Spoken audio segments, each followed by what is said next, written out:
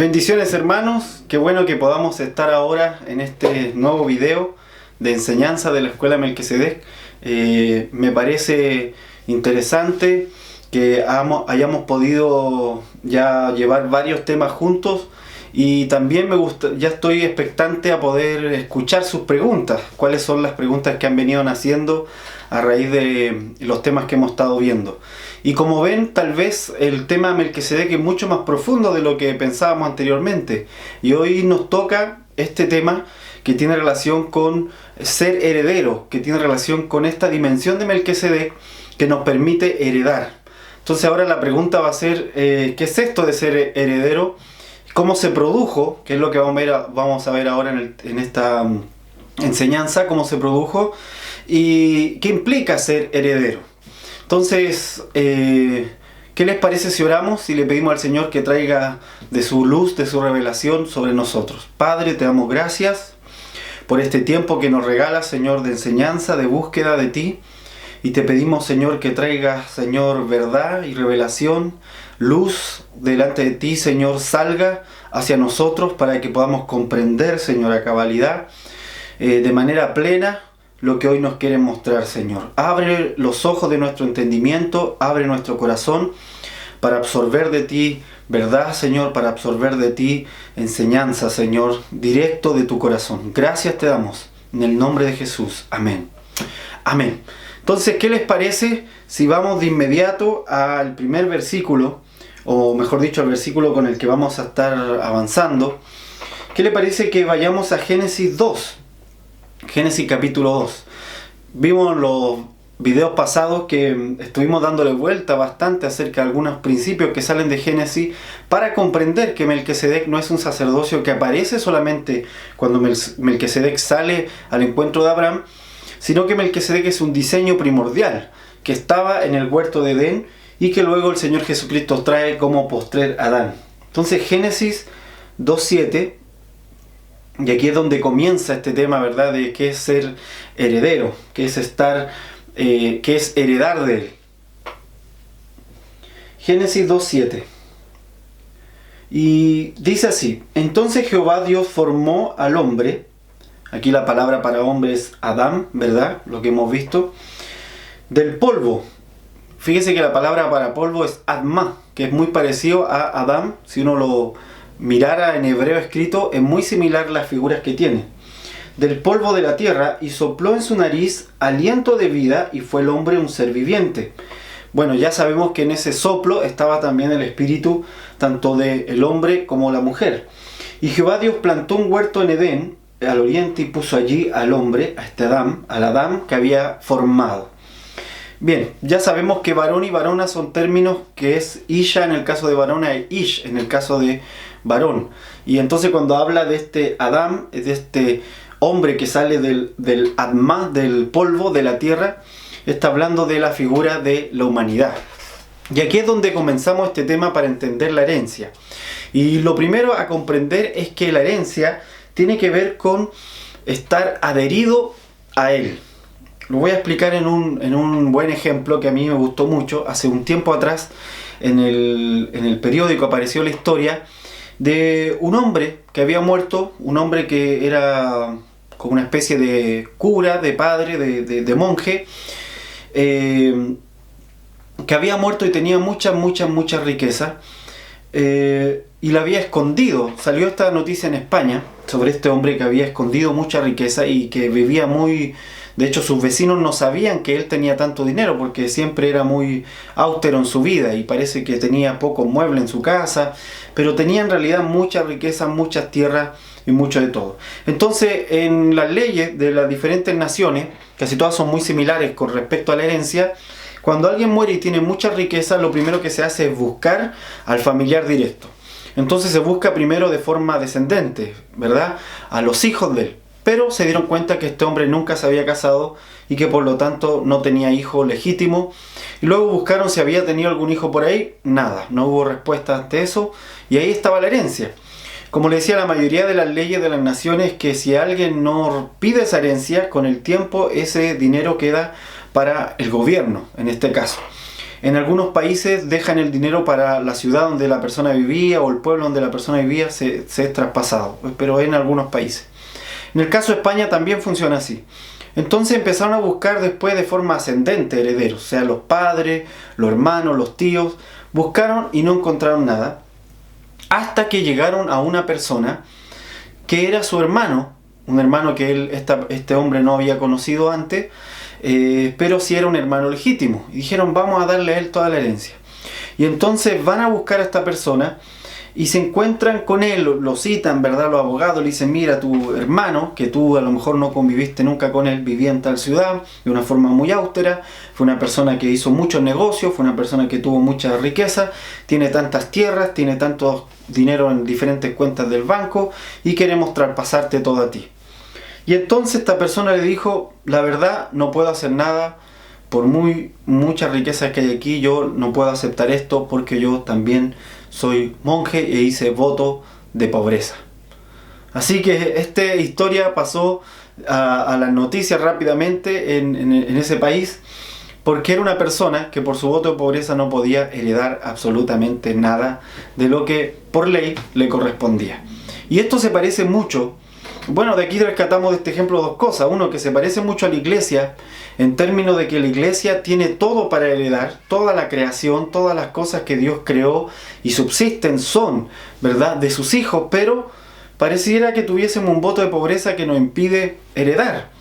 Y ese voto de pobreza básicamente es un mal sacerdocio, un falso sacerdocio, o un sacerdocio ya caducado en nosotros, una forma sacerdotal falsa. Ya que el real sacerdocio está en Melquisedec y es quien en este caso produce la adherencia necesaria para heredar. Como bien veíamos en este ejemplo, en el caso de esta persona se busca quien esté más cercano. ¿Por qué? Porque el término incluso herencia tiene que ver con estar adherido. Heredar tiene que ver con estar adherido a alguien. Y en el caso de lo que acabamos de leer de Génesis 2:7, vemos que Adán estaba adherido a Dios en su espíritu y por lo tanto podía heredar todas las cosas de Dios. Pero por otro lado, este diseño original también estaba adherido a la tierra. Por eso le mencionaba en esta oportunidad de que efectivamente la palabra Adán como diseño estaba ligado también al polvo de la tierra, a las cosas físicas, materiales. Es decir, que no solo estaba adherido a Dios en términos espirituales, en términos eternos, sino también adherido a la tierra en términos físicos y materiales. O sea que era heredero de todas las cosas y todas las cosas estaban unidas en él, en este Adán. Entonces esto es muy interesante cuando empezamos a tratar de entender la herencia. Y decimos, sí, somos herederos del Señor, somos coherederos con Cristo. Olvidamos cómo fue que dejamos de ser herederos, cómo fue que nos separamos, dejamos de estar adheridos. Y creo que esto ya lo conoce usted y seguramente lo hemos estado de alguna forma trastocando con los diferentes temas. Y es que al hombre separarse de Dios y romperse el diseño, se causó esta división absoluta entre el cielo y la tierra, entre el espíritu del hombre y todo el resto de su ser, entre el hombre y la mujer. Hubieron diferentes formas de división que se tradujo también en los sistemas que creamos como ser humano. Y toda esta división y toda esta separación produce que no podamos heredar, ¿sí? Vuelvo al punto, porque heredar es estar adherido a algo. Ahora, vaya conmigo a Génesis 3:6, un poco más adelante, para ver cómo se produce esta caída. Y dice, y vio la mujer, Génesis 3:6, y vio la mujer que el árbol era bueno para comer y que era agradable a los ojos, y árbol codiciable para alcanzar la sabiduría. Cuando dice codiciable para alcanzar la sabiduría, dice que ella codició tener otra conciencia, ser consciente de cosas que ella creía no conocía. Y si hemos estado atentos a lo que quiere decir conocer, entonces podemos entender que conocer algo es fusionarse con ello. Cuando el hombre y la mujer se fusionaron al árbol de la vida, al árbol del conocimiento del bien y del mal, entonces se separaron del árbol de la vida. Cuando el hombre y la mujer, este diseño Adán, comió del árbol del conocimiento del bien y del mal, se separaron absolutamente del árbol de la vida, porque no se podía estar adherido a una cosa y a la otra a la vez.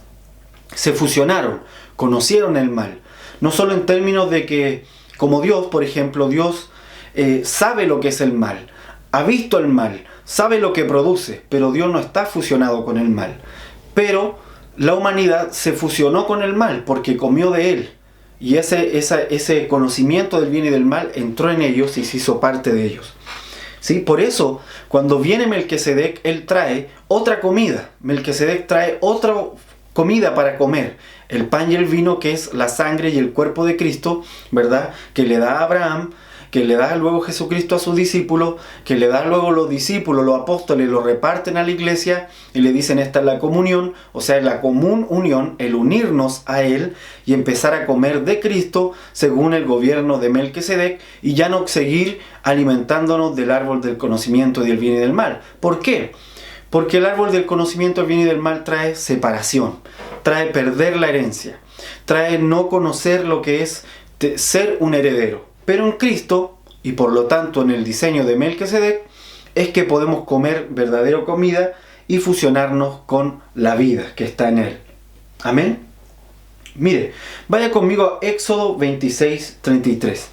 Está la separación que se produce entonces por haber comido de este árbol. Está la separación que se provoca, que el hombre, como hemos visto en otros videos, queda totalmente desconectado de la realidad del espíritu y también queda sin autoridad para ejercer dominio y gobierno sobre la tierra.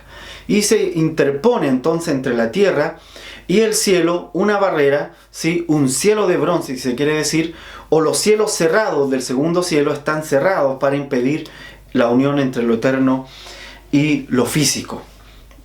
Vemos aquí en Éxodo, ahora, esta separación no es solo una separación diabólica, quiero que se entienda, no es que el diablo pensó en esta separación solamente, sino que es una consecuencia del pecado, y por lo tanto es más producto de la acción del hombre, esta separación, que de un plan del diablo. Éxodo 26:33. Ahora, frente a esta separación, Dios no puede hacer nada hasta que el hombre pueda volver a comer de Dios y unirse a Él. Antes de eso, Dios tiene que manifestar esta separación y mostrarla.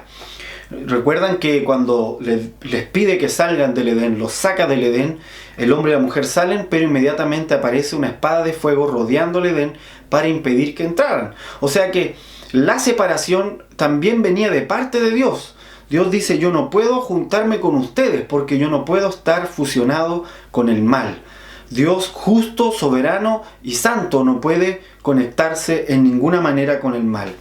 Y ahora en Éxodo 26:33 se materializa esto a la hora de establecer un sacerdocio, que es el de Leví, se materializa esta separación. Dice, y pondrás el velo debajo de los corchetes y meterás allí del velo adentro el arca del testimonio. Y aquel velo os hará separación entre el lugar santo y el santísimo. Es decir, que Dios establece una separación entre su presencia y el resto en el sacerdocio de Leví. Recordemos que el sacerdocio de Leví es un sacerdocio legítimo en tanto la ley de Moisés estaba completamente vigente porque no había otra forma de acercarse a Dios sino mediante esta ley que Dios establece por medio de Moisés. Así que es legítimo, pero también en ese sentido también es veraz al demostrar que el hombre está separado. Y recordamos, ¿verdad?, que cuando Jesucristo muere, en su muerte inmediatamente hay se rompe, se rasga ese velo del que acabamos de leer, que fue puesto mediante el sacerdocio de Leví, se rasga porque comienza otro sacerdocio distinto, en donde ya no es necesario poner un velo de separación, sino que ahora podemos fusionarnos con Él, adherirnos. Tome en cuenta esta palabra, adherirnos. ¿Por qué es importante? Porque herencia, vuelvo a repetir, tiene que ver con estar adherido a la fuente de esa herencia. Hemos dicho en otras oportunidades que Ab, la palabra Ab, el término Ab es fuente. De ahí sale el término Abba o Padre. Así que cuando le decimos al Señor Abba Padre, le estamos diciendo fuente, mi fuente paternal. Tú eres la fuente donde salen todas las cosas. Yo necesito beber de ti, yo necesito siempre de ti porque tú eres la fuente. Tú eres autosuficiente, nadie te da a ti, sino que tú le das a todos. Y en este sentido, volver a conectarnos con Él es volver entonces a esta fuente.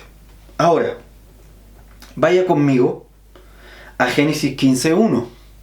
Génesis 15.1. Entonces Dios, como la fuente, está separado por un velo. Hay una separación en el cielo y hay una separación en el velo en el tiempo de Moisés y en todo el tiempo que rigió el sacerdocio Leví, había una separación mediante un velo. Esa separación del velo simplemente está representando una separación ya mucho más amplia que ocurre desde que el hombre sale del Edén y deja de ser heredero. Así que la separación manifiesta nuestra falta de herencia, nuestra destitución de la herencia, como bien dice Pablo, que el hombre fue destituido en la caída de la gloria de Dios y fue quedando atrás. Al final, digamos, de esta fila de quien se acerca a Dios, el hombre cada vez iba quedando atrás por causa del pecado. Ahora, Génesis 15.1. Y vamos con Abraham, ¿sí? Hemos hablado bastante de Abraham porque Abraham es antes de la ley y por eso quiero tocar mucho acerca de Abraham y que podamos comprenderlo. Hablamos sobre el sacerdocio falso y tal vez usted se preguntará por qué no habló de Ismael. Bueno, porque Ismael, más allá de un sacerdocio falso, Ismael tiene otro fin. Es un hijo no legítimo que luego se manifiesta este espíritu de Ismael como un espíritu de esclavitud, ¿sí? Del cual habla Pablo acerca de Ismael y Isaac cuando habla de Agar y Sión, ¿verdad? Cuando habla de Agar y Sara. Ok, pero en el caso del falso sacerdocio ya pudimos graficar cómo opera un falso sacerdocio. Y ahora estamos de nuevo con Abraham para entender algo más acerca de Melquisedec. Dice Génesis 15.1. Antes de que leamos este Génesis 15.1, recordemos que en Génesis 14, o sea, un capítulo atrás, Abraham se encontró con Melquisedec. Entonces, así parte el 15.1. Después de estas cosas, es decir, después de que se encontró con Melquisedec, vino la palabra de Jehová a Abraham en visión. Fíjese, un encuentro con el sacerdocio Melquisedec produce este tipo de cosas. Diciendo, no temas, Abraham, yo soy tu escudo y tu galardón. Será sobremanera grande. Wow.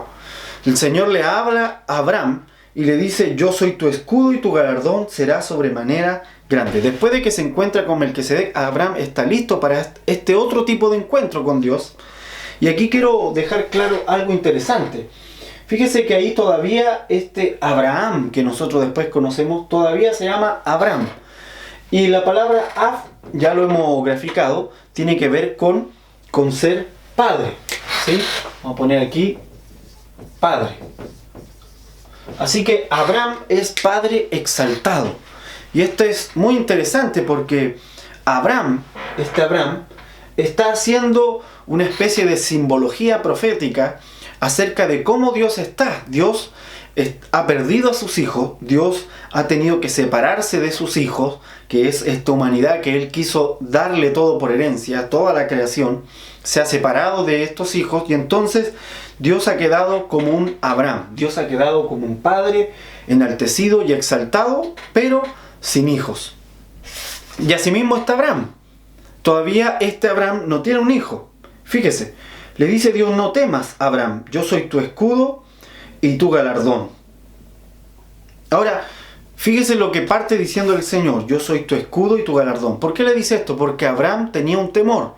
¿Cuál era el temor de Abraham? Obviamente no era un temor acerca de que lo fueran a asaltar, de que le fueran a robar. Acaba de vencer a los reyes, ¿verdad? Del valle. Acaba de rescatar a Lot de la muerte. Acaba de hacer una proeza. Acaba de encontrarse con Melquisedec. El temor de Abraham no tenía relación con una amenaza externa.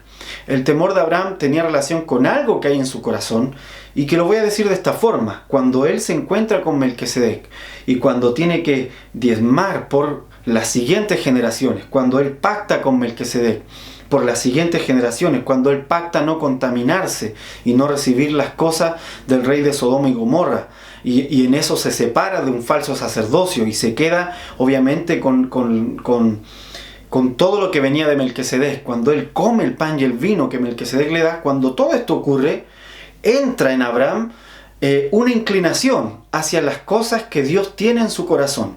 Abraham recién deja de pensar de que Dios lo bendiga con cosas y Abraham empieza a desear algo mayor. ¿sí? Que Dios ya se lo había prometido anteriormente, le había dicho que lo iba a bendecir, que le iba a dar de todo, pero Abraham ahora recién empieza a tener un temor que no es un temor a la muerte, es un temor hacia el mañana, es un temor a lo que él va a lograr o no lograr en el futuro. Y Dios le dice: no temas, porque yo soy tu escudo y tu galardón será sobremanera grande. Tu herencia, le dice, va a ser muy grande, tu premio va a ser muy grande. Fíjese, voy a leerle un versículo de Hebreos 11, capítulo 6. ¿Por qué quiero leer este versículo? Versículos 6 y 7, por si acaso. Anótelo por ahí si está anotando. Quiero leerlo porque el Señor le promete que Él va a ser su escudo y su galardón. Y Hebreos dice esto: pero sin fe es imposible agradar a Dios. Sabemos que Abraham tenía fe y por eso agradó a Dios y por eso pudo atraer al sacerdocio Melquisedec. Dice: porque es necesario, y esta es la palabra clave de este punto, es necesario, es una necesidad, que el que se acerca a Dios crea que le hay y que Él es galardonador de los que le buscan. Amén. Entonces, cuando Dios le dice: yo soy tu galardón, le está diciendo: tú me has buscado con fe, Abraham, así que no temas, tú has tenido fe, y por eso Melquisedec, el sacerdocio Melquisedec, salió a tu encuentro. Tú has tenido fe en todo lo que te he dicho, tú has tenido fe en obedecerme, tú has tenido fe incluso cuando separaste la parte de lo que correspondía y lo pusiste. En eso tuviste fe, así que yo seré tu galardón. Fíjese. Y respondió Abraham, volvamos a Génesis, vaya de nuevo a Génesis 15:2, espero que no se haya ido a Hebreo porque se lo iba a leer yo. Ahora, Génesis 15:2 dice: y respondió Abraham: Señor Jehová, ¿qué me darás siendo así que ando sin hijo? Fíjese la respuesta de Abraham. Le dice: ¿qué más me vas a dar? Tengo de todo, pero lo que me falta es un hijo. ¿Sí? Este Abraham sabe que es un padre enaltecido, sabe que es un padre prosperado, sabe que es un padre con mucha empresa, con mucho dinero, con mucha riqueza. De hecho, la Escritura lo describe como una persona riquísima, con muchos bienes, pero no tiene un hijo. Y en ese sentido, es una simbología profética de la condición de Dios frente a la pérdida de sus hijos. ¿Qué me darás siendo así que ando sin hijo? Y el mayordomo de mi casa es ese Damaseno Eliezer. O sea, le está diciendo: tengo un siervo muy fiel, Eliezer. Todo, bueno, ha escuchado hablar de Eliezer, de cómo Eliezer va a buscar, ¿verdad?, la esposa para Isaac, de cómo Eliezer, cada vez que Abraham se movía, ahí estaba Eliezer con él. Era un siervo muy fiel. De hecho, su nombre, Eliezer, aquí lo puse, va a ser un personaje que vamos a revisar ahora. Eliezer significa Dios ha ayudado, Dios es una ayuda. Entonces Eliezer era la representación de una ayuda, pero no era un hijo, ¿sí? Y eso es lo importante. Y el mayordomo de mi casa es ese Damaseno, Eliezer. Dijo también Abraham, dijo también este padre enaltecido: mira que no me has dado prole, y aquí que será mi heredero un esclavo nacido en mi casa. Esta es entonces la pregunta, Señor. ¿Qué voy a hacer? Porque tengo un siervo, pero no tengo hijo. Y como no tengo hijo, voy a tener que poner a este siervo como heredero. Y yo considero, bueno, Abraham en su corazón decía: yo considero que esto no es correcto. Porque de alguna manera el siervo no es hijo. El siervo siempre va a tener una mentalidad, ¿verdad? No del padre. No va a poder ser revelado el padre. El padre que Cristo vino a revelar, que el sacerdocio Melquisedec puede revelar, no está en los siervos, está en los hijos. Ahí es donde se manifiesta. Y la herencia no es para los siervos, la herencia es para los hijos. Lo pongo de esta forma, con el ejemplo que le daba al inicio. Cuando este hombre murió con mucha riqueza, lo primero que se buscaron es si tenía hijos. No buscaron cuáles de sus empleados podía haber tenido las riquezas, cuál de la gente que a lo mejor le ayudó podía quedarse con el dinero. No, lo primero que se busca es quién está más adherido, es decir, un hijo. Y Abraham conoce esto y le dice: tengo de todo, pero quien va a heredar finalmente no va a ser la persona que debería ser. Ahora, vaya conmigo a Juan. Esta vez sí, cambie su Biblia y vaya conmigo a Juan. Juan 15:13. Y esto es interesante, porque aquí está la pregunta crucial de esto que estamos hablando hoy. ¿Quién va a heredar finalmente? ¿Heredará el siervo o heredará el hijo? Si hereda el siervo, entonces será posible que que efectivamente pueda ser buen administrador de todas las cosas, tiene la misma autoridad que un hijo. Juan 15:13. Y aquí hay un punto interesante, fíjese, Juan 15:13. Ya que los siervos, los Eliezer, representan a todo lo que tiene que ver, lo voy a poner acá, ya entramos. Eliezer representa a los justos del Antiguo Pacto. Antiguo Testamento, pues ahí, pero en realidad es Antiguo Pacto, que son dos cosas muy distintas. Ok, los justos, ¿sí?, del Antiguo Pacto. Eliezer son los siervos del Antiguo Pacto, son toda esa gente, todos esos justos, sacerdotes y profetas, ¿verdad?, que con un corazón sincero, que con un corazón humilde, que con un corazón fiel, como Eliezer para Abraham, sirvieron a Dios, sirvieron a este Padre exaltado, pero no eran sus hijos aún, por cuanto aún no había muerto Jesucristo, no había descendido el poder de la resurrección. Génesis 15:13 dice, Juan 15:13, nadie tiene mayor amor que este, que uno ponga su vida por sus amigos. Fíjese, qué interesante. Nadie tiene mayor amor que este, que uno ponga su vida por sus amigos. ¿Por qué es interesante? Porque cuando Melquisedec se presenta a Abraham, fue porque Abraham probó que él tenía un amor tal de poder salir a defender, en este caso a Lot, ¿verdad?, y poner su vida aún en riesgo con tal de salvar a Lot. Todos sabemos y ya vimos que Lot no era el mejor de los justos. Y de eso está diciendo Jesús, nadie tiene mayor amor que este, que uno ponga su vida por sus amigos. Y les dice a los discípulos, vosotros sois mis amigos, si hacéis lo que yo os mando. Fíjese, le dice, si tú obedeces, vas a ser mi amigo. Y ese es otro nivel, mayor que ser siervo. Entonces, lo voy a poner de esta forma. Hay una transición, a ver, lo voy a poner acá, por este lado, ¿sí? Vamos a poner aquí siervos, luego amigos, y luego hijos, ¿sí? Y vamos a contemplar estas cosas como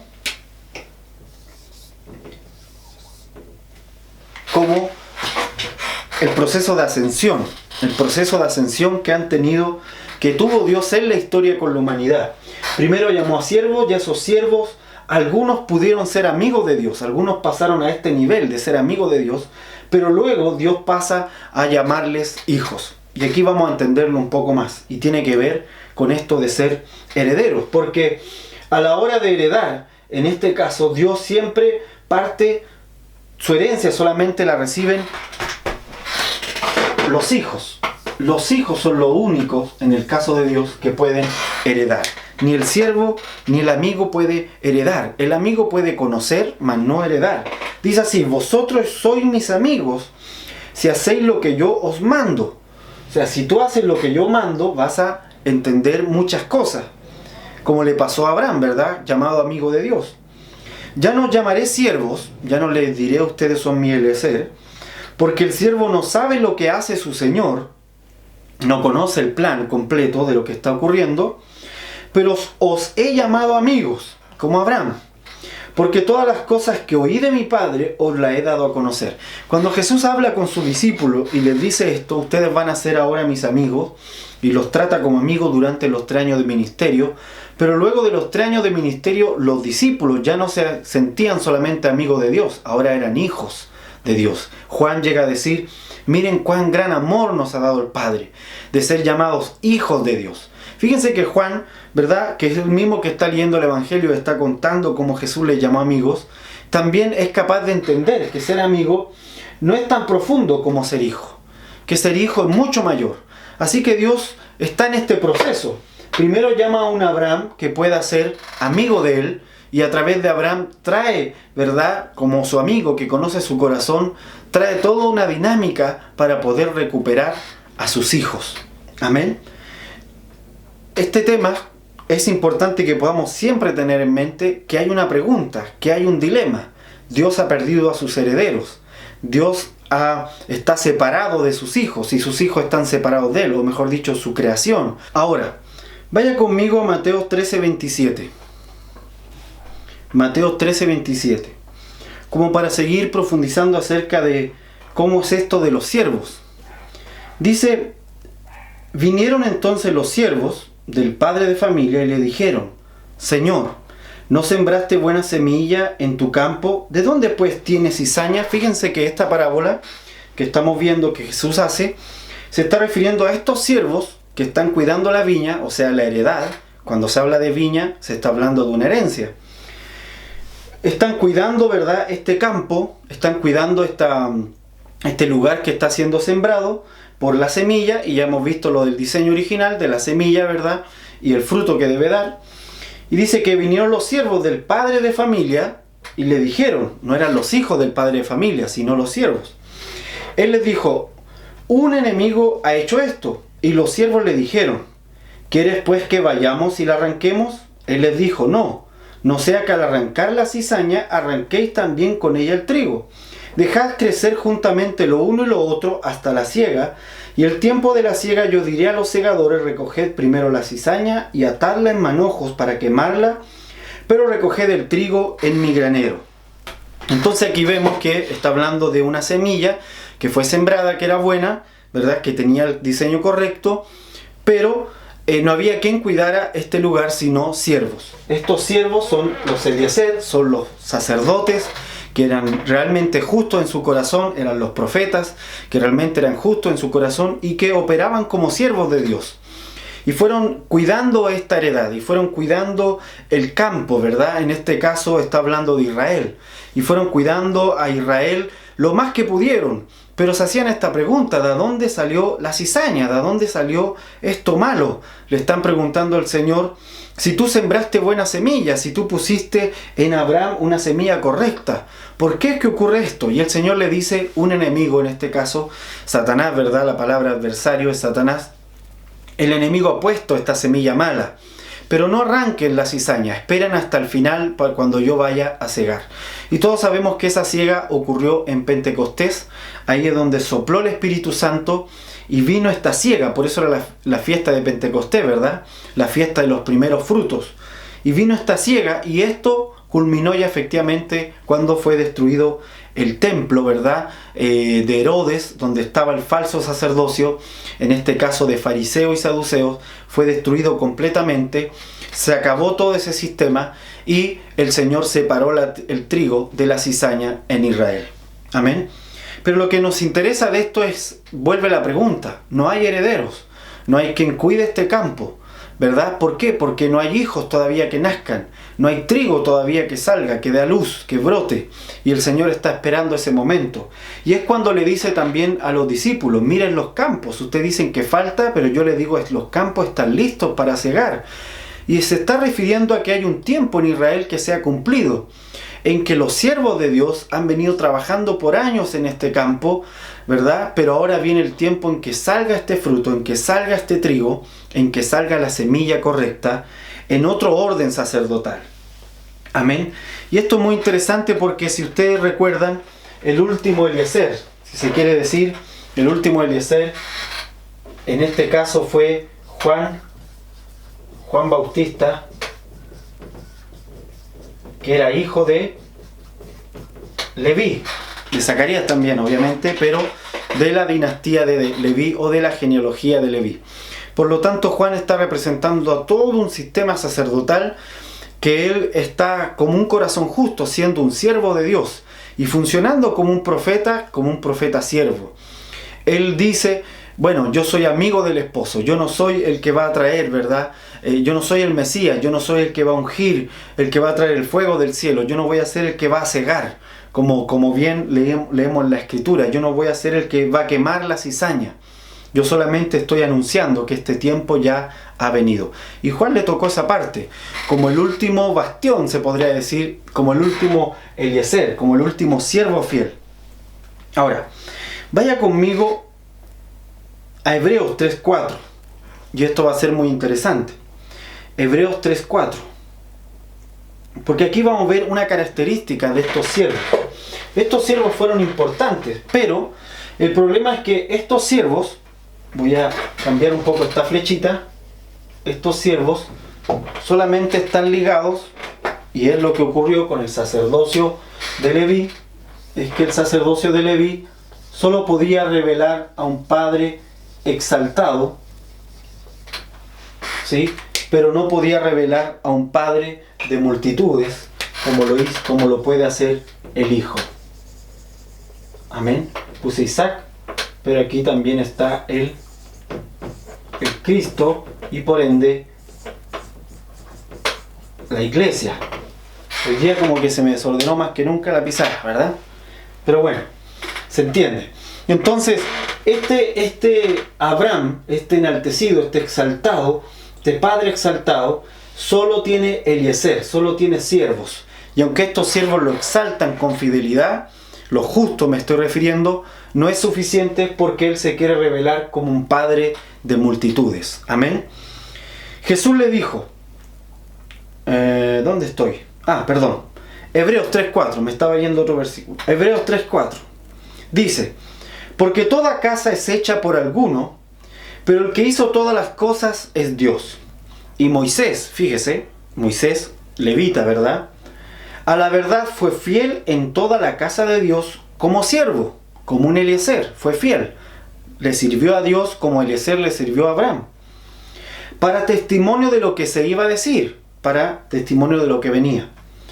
Pero Cristo como hijo sobre su casa, la cual casa somos nosotros, si retenemos firmes hasta el fin la confianza y el gloriarnos en la esperanza. Fíjese, pero Cristo como hijo sobre su casa, la cual somos nosotros. O sea que Moisés y el sacerdocio de Leví no podían continuar, ¿verdad?, ministrando a la casa, porque la casa había cambiado. Ya no era un templo físico, ahora la casa somos nosotros y por lo tanto hay un cambio también sacerdotal. Este cambio sacerdotal es que Cristo, la imagen, la revelación de Cristo es lo que ministra ahora la casa. Pero Cristo como hijo sobre su casa, o sea un heredero, la cual casa somos nosotros, si retenemos firme hasta el fin la confianza y el gloriarnos en la esperanza. Por lo cual dice el Espíritu Santo, si oyeres hoy su voz, no endurezcáis vuestros corazones como en la provocación en el día de la tentación en el desierto. O sea, el que gobierna la casa es el Hijo, finalmente. Y me gusta que lo hayamos podido leer en el libro de Hebreos, porque efectivamente es el libro de Hebreos el que está dirigido al pueblo de Israel. Y entonces el escritor de Hebreos tiene esta demanda sobre él, tiene esta misión, ¿verdad?, de poder mostrarles este cambio sacerdotal de los siervos, tipo Moisés, siervos fieles, a los hijos. Amén. Y el sacerdocio Melquisedec es el sacerdocio de los hijos. Amén. Ahora, vaya conmigo a Juan 11:11. Y esto es muy interesante. ¿Cómo entonces Dios logra hacer esta transformación? ¿Cómo Dios produce entonces esta transformación de cambiar de siervos a hijos? Porque hay una cosa que es importante que podamos aclarar. Y aquí voy a borrar, espero que haya notado en su cuadernito, si no, después retrocede el video. Voy a borrar un poco esto porque quiero, ¿sí?, dejar algo más claro. Bien, tenemos aquí hijo y tenemos a Eliezer como siervo. Ahora, Dios va a hacer una transición, ¿sí? Va a hacer una transición para traspasar a los siervos, transformarlos en hijos. Y en el caso de Israel, es notorio y es claro que los 12 apóstoles eran todos judíos, eran todos israelitas. Dios no tomó ningún discípulo que no fuese judío. Y esto respondía no a que Israel fuera un pueblo especial, sino que responde a que Dios es fiel en lo que promete y Él va a hacer que estos siervos, Israel, Leví, sea entonces transformado a hijo, pase a otro pacto, al pacto ya no de los siervos, sino al pacto de los hijos. Juan 11:11 dice así: dicho esto, les dijo después: nuestro amigo Lázaro duerme, mas voy para despertarle. ¿Cuál es el término que usa de Lázaro? ¿Se acuerdan que el siervo a lo más que podía llegar era amigo? Esa era lo máximo. La revelación máxima de un siervo era poder tener el corazón de Dios y ser amigo de Dios. Este era lo máximo a lo que podía llegar, pero Dios quería que de amigos pasaran a ser hijos. Entonces tenemos a Eliezer, que en griego, voy a usar otro plumón mejor, se escribe Lázaro, tal como lo oye. Eliezer en griego se dice Lázaro. Así que este Lázaro está siendo la figura del siervo que llega a ser amigo, ¿sí? Pero que está muerto, que el sistema que lo tiene, que lo mantiene, digamos, no tiene poder sobre la muerte, no tiene poder para que él herede la vida, no tiene poder para que él se pueda pegar de nuevo al árbol de la vida. Y entonces Jesucristo va a manifestar, a hacer una simbología profética nuevamente con Lázaro para mostrar qué es lo que él va a hacer en el día de la resurrección con todos los santos, con David, con Moisés y con todos los santos que murieron esperando la promesa. Jesucristo los va a pasar de siervos a hijos por el poder de la resurrección. Fíjense, Juan 11, ahora más abajo, en el 38. Dice, Jesús, profundamente conmovido otra vez, vino al sepulcro. Era una cueva y tenía una piedra puesta encima. Dijo Jesús, quitad la piedra. Marta, la hermana del que había muerto, le dijo, Señor, hiede ya, porque es de 4 días.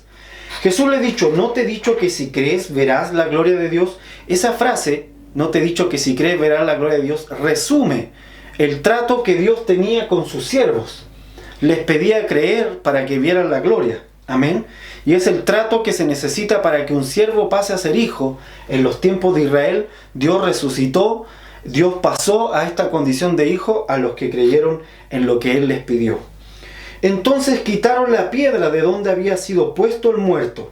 Y Jesús, alzando los ojos a lo alto, dijo, Padre, gracias te doy por haberme oído. Yo sabía que siempre me oyes, pero lo dije por causa de la multitud que está alrededor, para que crean que tú me has enviado. Y habiendo dicho esto, clamó a gran voz, Lázaro, ven fuera. Y el que había muerto salió atadas las manos y los pies con vendas y el rostro envuelto en un sudario. Jesús le dijo, desatadle y dejadle ir. Entonces muchos de los judíos que habían venido para acompañar a María vieron lo que hizo Jesús y creyeron en él. Amén. Y esto mismo se volvió a replicar para todo Israel. Esto mismo que ocurre con Lázaro, ocurre después para todo Israel. Amén. Todos los santos israelitas, los justos, los piadosos de Israel que murieron esperando la promesa, son resucitados en el día de la resurrección. Amén. Jesús le dice, yo soy la resurrección y la vida. Y efectivamente dice que en 3 días Él desciende a lo profundo, ¿verdad? Las profundidades, predica, dice Pedro, a los espíritus encarcelados y luego los levanta a sus hijos que estaban en el seno de Abraham, los levanta a estos siervos y los transforma en hijos, para que ya no llamen a Dios un Padre exaltado, sino que ahora sea Padre de multitudes también para ellos. Amén. Amén. Ahora volvamos a Abraham. Volvamos a Génesis de nuevo. Volvamos a la historia, la conversación de Abraham con Dios, que ocurrió luego de su encuentro con Melquisedec. Ahora, ¿qué tiene que ver esto con la herencia? Tiene mucho que ver porque estos justos no podían heredar. Si usted recuerda, Leví no tenía herencia en la tierra. No tenía herencia. Leví no podía heredar.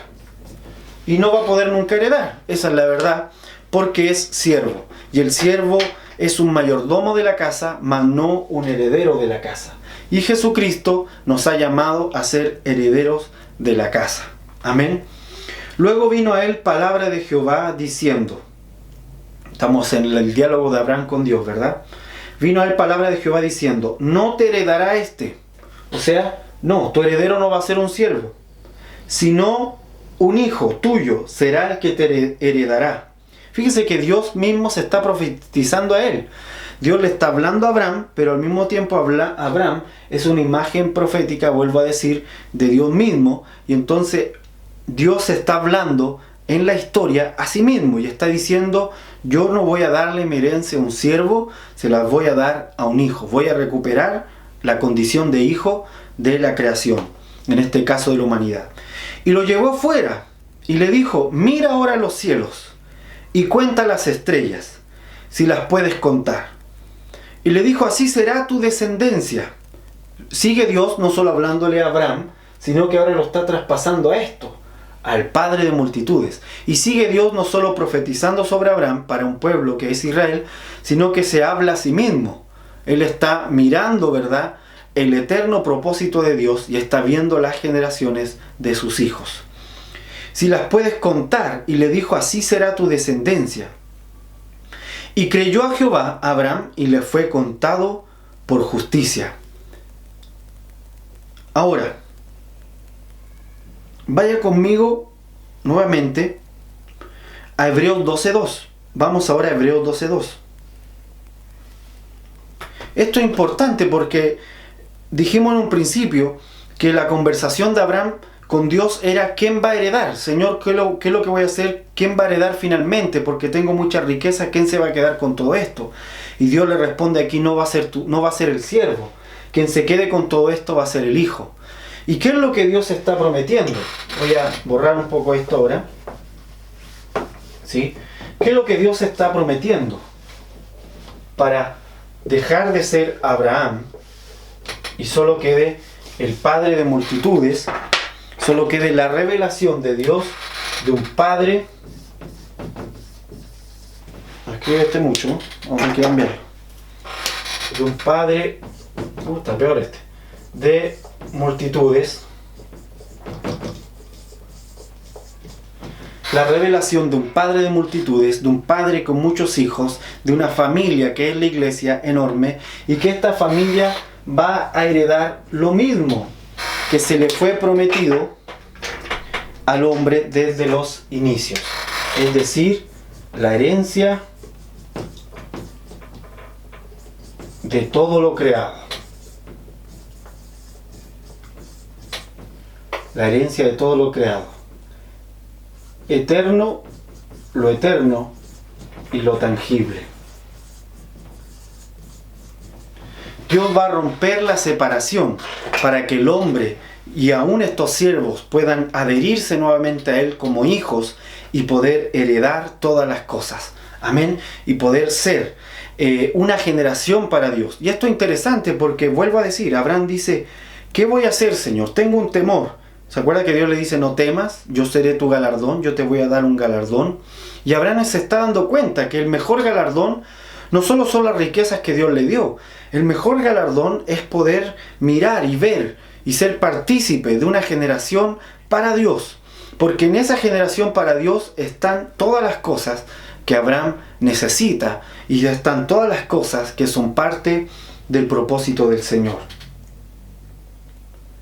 Dice Hebreos 12.2: puesto los ojos en Jesús, el autor y consumador de la fe, el cual por el gozo puesto delante de él. ¿Cuál era el gozo puesto delante de Jesús? ¿Qué fue lo que Jesús miraba hacia adelante cuando iba a la cruz? Dice: sufrió la cruz, menospreciando el oprobio, y se sentó a la diestra del trono.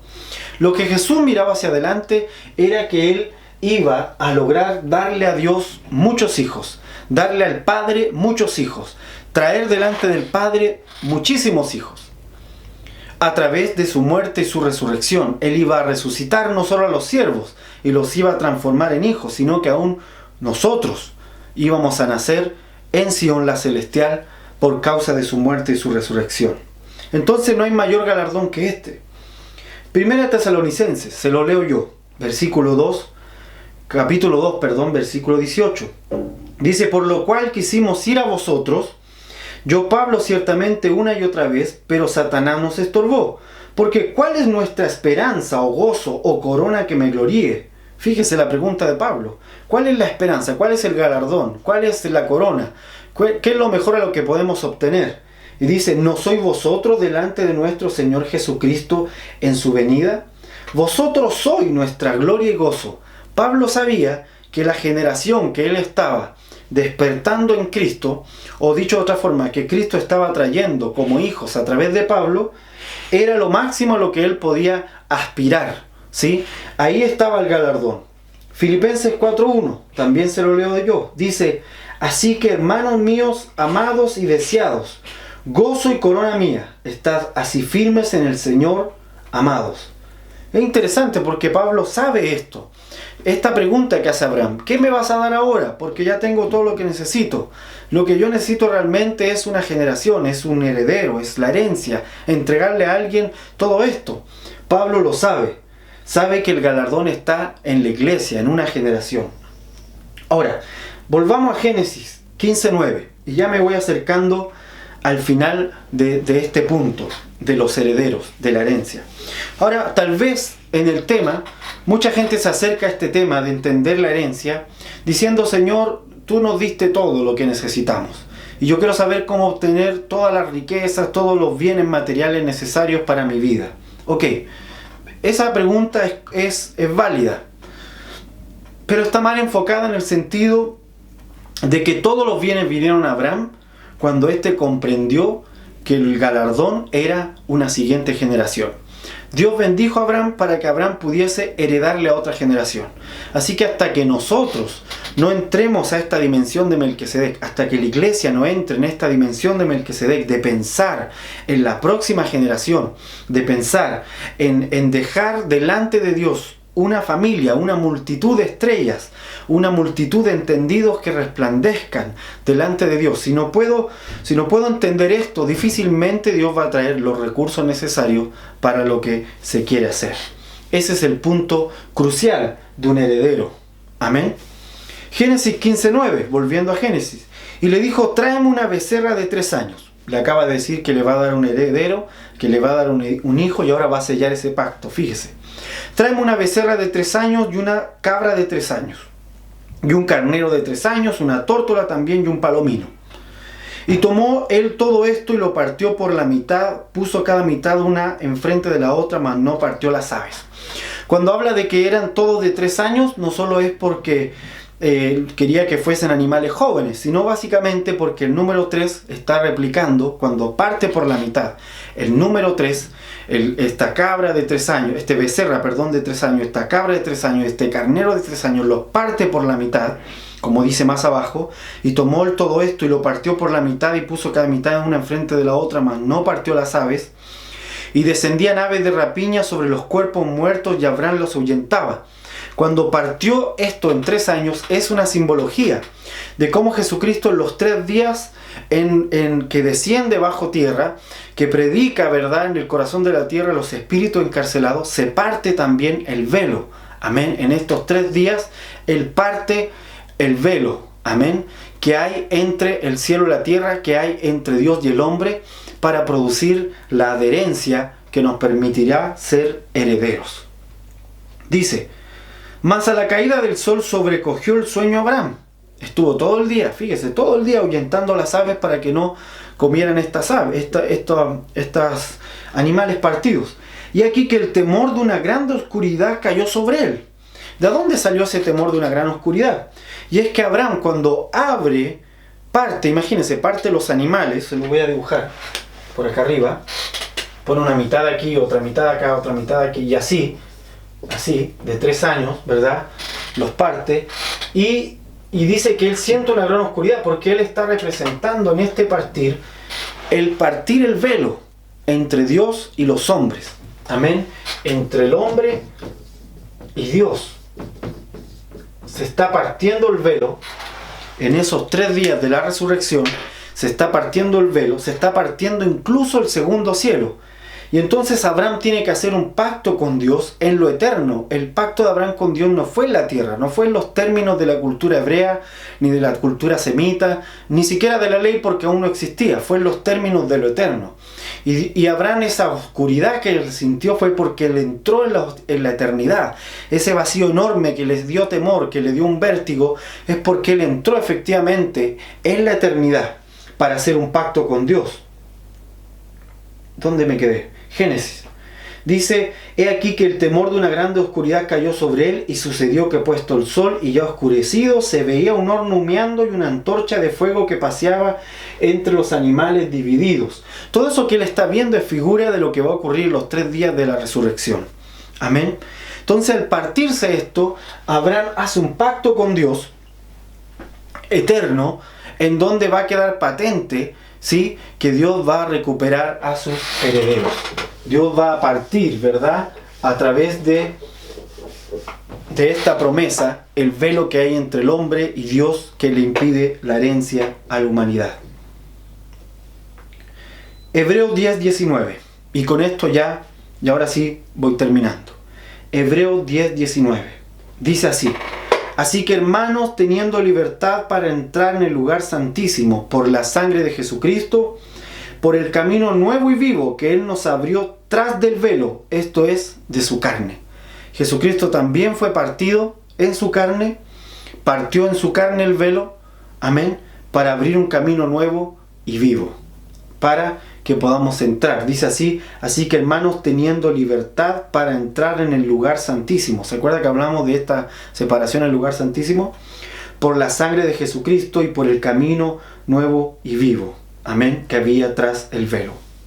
Colosenses 1:19 dice así, hasta el 22, por cuanto agradó al Padre que en Él habitase toda plenitud, que volviese a unir en Jesucristo todas las cosas, volviese a adherirse Dios y el hombre, y por medio de Él reconciliar consigo todas las cosas, así las que están en la tierra como las que están en los cielos, haciendo la paz mediante la sangre de su cruz. Y a vosotros también, que erais en otro tiempo extraños y enemigos en vuestra mente, o sea, no éramos herederos, éramos lejanos, enemigos incluso de Dios, haciendo malas obras, ahora os ha reconciliado en su carne, en su cuerpo de carne, por medio de la muerte, para presentaros santos y sin mancha e irreprensible delante de Él. Amén. Y este es el punto interesante del sacerdocio de Melquisedec. En el sacerdocio de Melquisedec, Dios se revela como Padre. En el sacerdocio de Melquisedec partimos el pan. Y cuando partimos el pan recordamos que Él partió el velo. Que solo en el sacerdocio de Melquisedec podemos partir toda separación y volver a adherirnos a Él y ser herederos. Y si somos herederos con Cristo, todas las cosas, como acabamos de leer en Colosenses, son tuyas y son mías. Toda la creación fue hecha para que el hombre en ella, disfrutando todas las cosas, pudiese cada día conocer más a Dios. Y esta es la motivación de un hijo de Dios, conocer a su Padre, día a día, cada vez más, a través de cualquier experiencia que tenga en su vida. Él usa esa experiencia, el Hijo usa esa experiencia, no para servir como un mayordomo, sino para conocer a su Padre. Así que, hermanos, bienvenidos al sacerdocio de Melquisedec. Entren por el velo que fue abierto, que fue partido por Jesucristo en la resurrección. Dejemos esa condición de siervo, mantengamos nuestra fidelidad y ya no seamos esclavos, sino que entremos y seamos hijos del Padre. Y si quieres ser siervo, sea siervo de Jesucristo, como bien dicen los apóstoles: me siento siervo del primogénito. Soy hijo, pero también soy siervo del primogénito, o sea, de nuestro hermano mayor Jesucristo, del primero que resucitó y en quien están unidas todas las cosas. Amén. Así que, hermanos, sean muy bendecidos. Espero que este tema les sea de mucha claridad. Y nos vemos en un próximo tema, y ya acercándonos al tiempo de preguntas y respuestas. Dios les ultra bendiga y que sea un tiempo de bendición la semana que viene. Bendiciones.